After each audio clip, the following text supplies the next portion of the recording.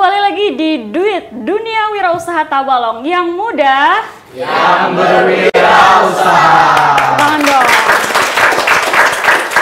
Masih semangat ya? Masih. Alhamdulillah.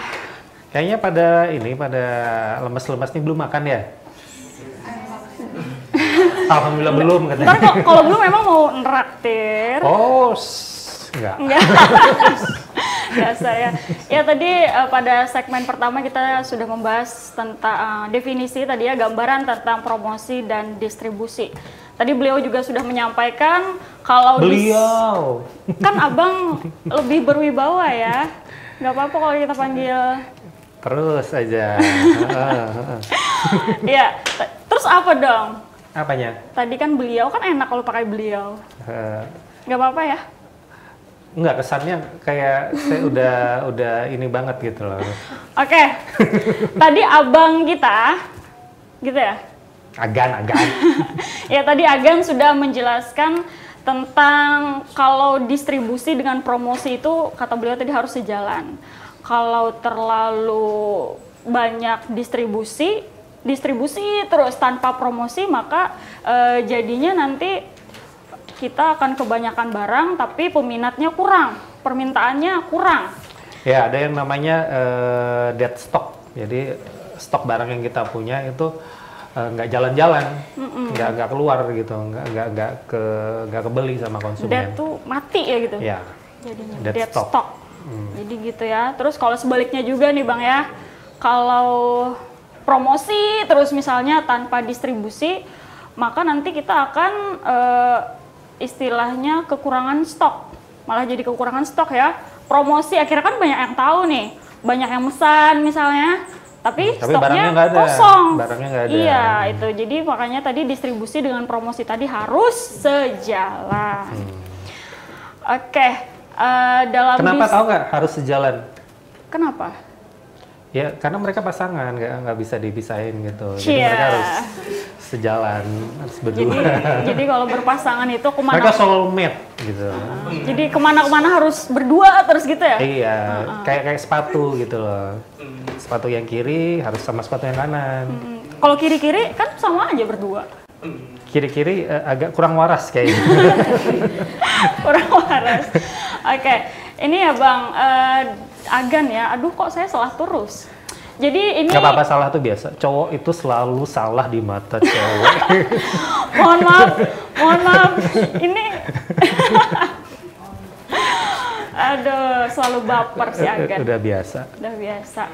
Oke, Agan Genta nih. Kita mau nanya tentang channel distribusi. Kan pembahasan kita tentang itu ya. Nah, jadi seberapa pentingkah channel distribusi ini, Bang?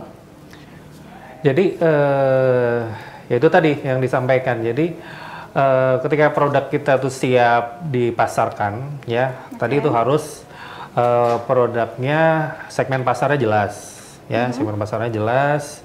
Terus produknya ngangenin, ya. Jadi harus teruji dulu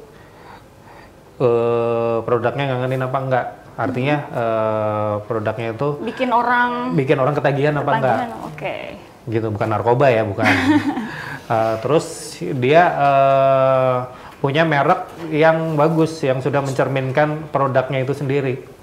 Brandnya itu, mereknya sudah mencirikan produknya seperti apa. Kemudian kemasannya juga jangan asal-asalan.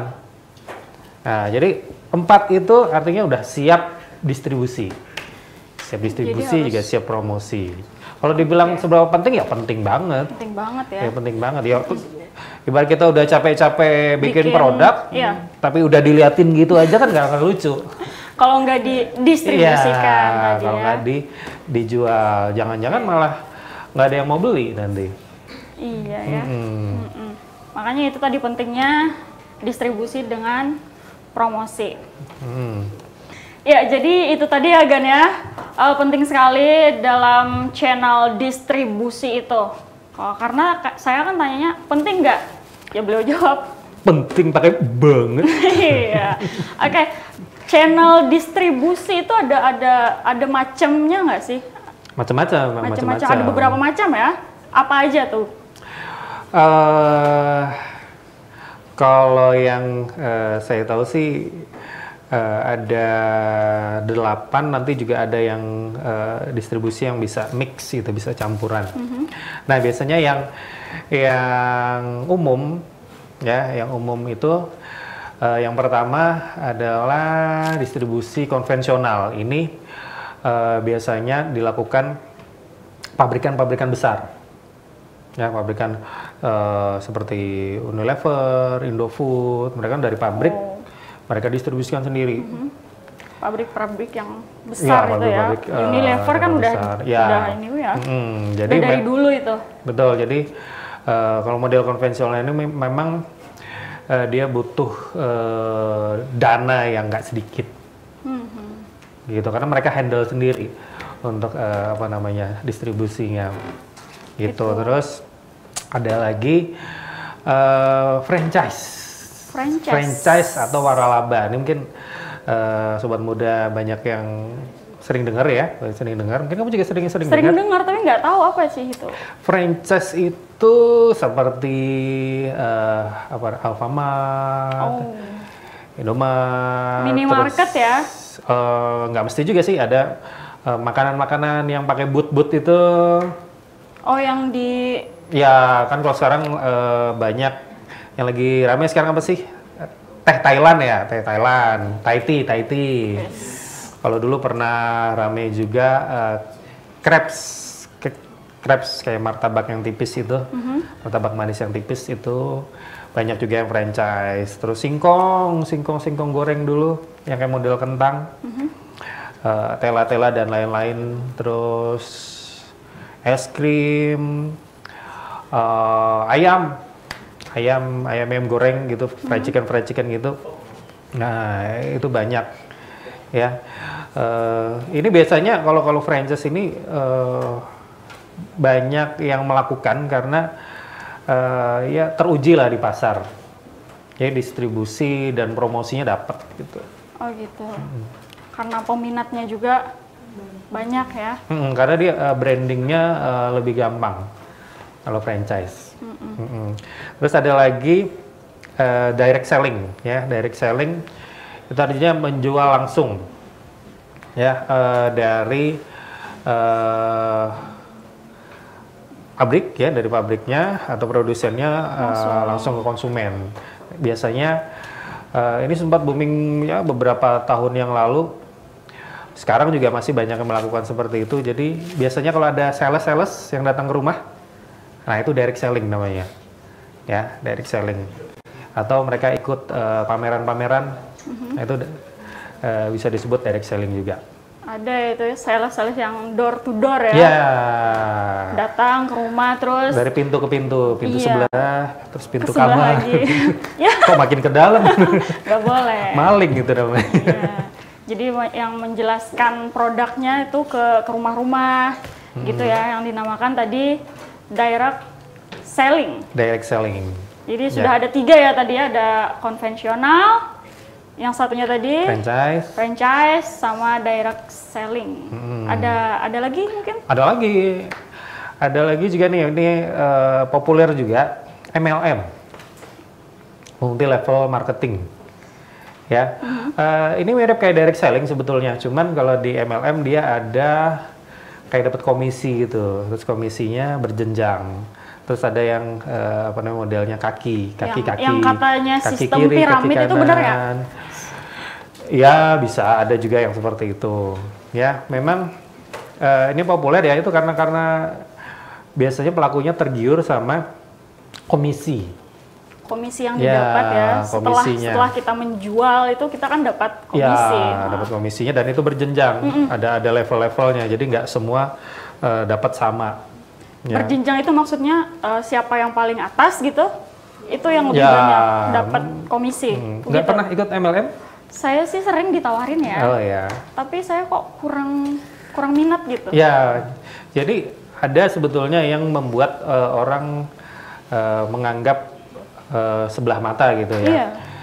Nggak bisa disalahkan juga sih, karena memang ada yang ya bisa dibilang nakal, ya bisa dibilang nakal, ada yang mencoba money game di situ. Jadi kalau ingin menggunakan channel distribusi MLM ini, pilihlah mereka yang betul-betul mengunggulkan kelebihan dari produknya, bukan dari peluang usaha. Oke, hari ini kan kita kedatangan tamu nih tadi. Seperti yang saya bilang, beliau ini adalah pelaku Udah bilang tadi? Tadi kan yang Udah segmen bilang. pertama. Udah bilang, nggak inget ya? Iya, Biasa. saya pelupa memang. Faktor umur. Sorry ya. Ya, mungkin langsung saja kita panggilkan beliau, Mbak Sally. Silakan masuk. Selamat datang. Assalamualaikum. Salam. Silakan. Silakan Makasih. duduk. Iya. Awas. Ini terlalu unik ya tempat duduknya Mbak Sally. Mungkin Agen ini mau saya perkenalkan dulu Mbak Sally ini. Jadi beliau itu punya rumah ini ya, rumah produksi namanya Tinsa. Tinsa. Oh, Tinsa. Tinsa, tahu Tinsa? Iya, ini terkenal banget produknya. Di mana-mana ada. Tahu ya, itu olahannya macam-macam itu ya. Ada apa aja mungkin? Yang paling terkenal itu amplang ikan. Amplang ya, amplang Iya. Tinsa. Dari amplang Iya. ikan tenggiri, ikan patin, terus kami juga produksi. Ikan cupang ada nggak ikan cupang? Nggak ada dagingnya, gimana mau dikerik? Iya. Susah ngerinya. Iya, dikeringnya nggak bisa. Terus yang paling khas untuk Tabalong ini ya amplang patin. Amplang Amplang patin ya. Khasnya Tabalong, amplang patin. Kenapa mungkin patin dibudidayakannya banyak di Tabalong? Iya, Karena karena itu kan bahannya bahan lokal. Bahan Jadi lokal, oke. sebenarnya sih nggak ada istilah yang dari kami ini khas Tabalong, enggak. Tapi karena promosinya dari orang-orang, wah ini baru ada di Tabalong, amplang patin. Akhirnya ya oke lah dijadikan Lagian kan khas terkenal Tabalong. memang amplang patin, bisa nyanyi kan? Itu Fatin. Gitu. Itu patin. Itu Fatin. Oke. Ini Pak Genta. Receh banget. Abang nih.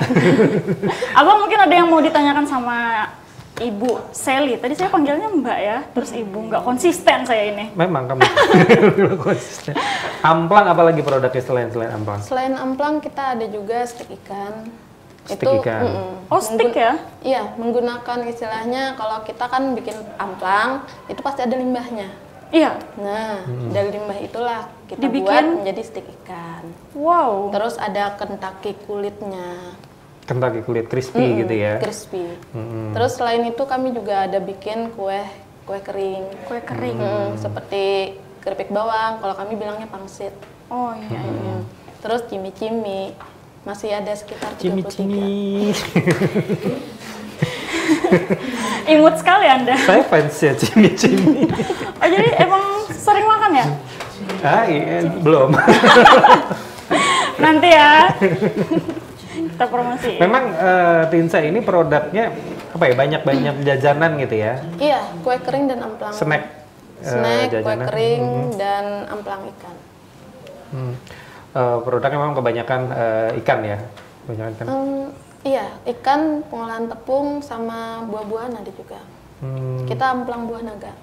Oh, amplang, Amplang amplang buah buah naga. naga. Naga bonar. Buah naga itu emang dari, maksudnya itu untuk bumbu atau memang diolah? Dari buah diolah naga. dari buah naganya. Oh, jadi- Dari ikan dicampur buah naga, dibikin amplang. Jadi ada rasa-rasa buah naganya. Pernah makan buah naga kan? Buah naga, kalau jusnya pernah sih. Oh, jusnya aja pernah. Kalau buahnya. Kalau nyium bau naga pernah nggak?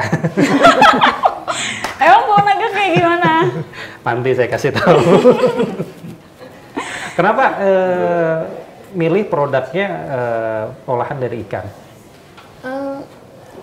Sebenarnya sih kita di awal usaha itu bukan produk amplang. Apa? Produk pertama apa? Produk pertama itu ya cimi-cimi tadi, pangsit, terus ada untir-untir, terus ketan asin, yang seperti itu. Terus kemudian melakukan istilahnya tuh pelatihan-pelatihan, akhirnya Inovasi produk gitu iya ya? inovasi lah produk. Sekira gimana sih caranya supaya kita nih UMKM makanan bisa mempunyai ciri khas untuk Tabalong. Kan kita istilahnya kue kering itu orientasinya untuk oleh-oleh. Nah, itulah akhirnya yang membuat kita berpikir untuk gimana caranya sih gitu. Apa yang bisa dibuat dari bahan baku lokal tapi hasilnya kue kering. Akhirnya terpikirlah amplang. Sekarang total ada berapa macam produknya? Kalau nggak salah 33. 33, kamu bayangin. Itemnya ya. 33, itu setiap hari ya? Dibikin. Diputar, iya. Diputar. Produksi tiap hari diputar. Antara yang mana yang kosong itu yang diproduksi. 33 macam. Kamu bayangin. Diputar itu dalam satu hari. Iya, satu hari 33 itu emang semuanya bisa kebikin. Kita kan digilir. Digilir. Oh, tadi yang mana yang ada habis gitu jadwalnya, ya. iya. Oke. Biasanya kita yang habis, yang kurang. Stok kita misalnya di toko sekian, kita buat untuk hari ini misalnya gitu. Dalam satu hari bisa berapa produk? Tergantung itemnya yang dibuat. Kalau amplang itu sudah memakan setengah hari kerja. Jadi kalau misalnya bikin amplang paling maksimal itu 3 item untuk satu hari. Tapi kalau misalnya tidak membuat amplang itu bisa sampai 5-6 macam. Oh, jadi amplang ini yang bikin ini ya, yang lebih lama pembuatannya. Kalau kapasitas produksinya sehari itu mencapai berapa? Kalau untuk amplang itu sekitar 300 bungkus. 300 bungkus. Untuk ukuran yang Per hari? 50 gram per hari. Per hari. Sekali produksi. Tuh, kamu bayangin. Sekitar 5 kilo ikan. 5 kilo ikan. Kalau amplang sendiri ada variannya ya? Banyak. Tuh, tambah lagi. Kaliin Udah 300 sama varian-variannya lagi ya. Hebat Amplang banget. itu ada amplang bersambal, amplang pedas, terus ada amplang ikan tenggiri, ikan pating, mix antara ikan laut-laut, maksudnya tenggiri sama bandeng gitu, sama mix ikan laut sama patin. Setiap hari itu Iya. bisa membuat sevarian rasa semua itu. Iya, masalahnya kalau kayak ikan amplang bersambal itu kan dari amplang yang kita buat itu dikasih sambal lagi. Amplang pedas pun kayak ya. gitu. Jadi itu yang bikin lama. Bener nggak? Iya. Oke, nanti kita lanjut lagi ya. Kita akan tanya gimana cara dapetin produknya ya. Tinsa ada di mana-mana aja, jangan kemana-mana. Tetap di Duit Dunia Wirausaha Tabalong yang mudah, yang berwirausaha.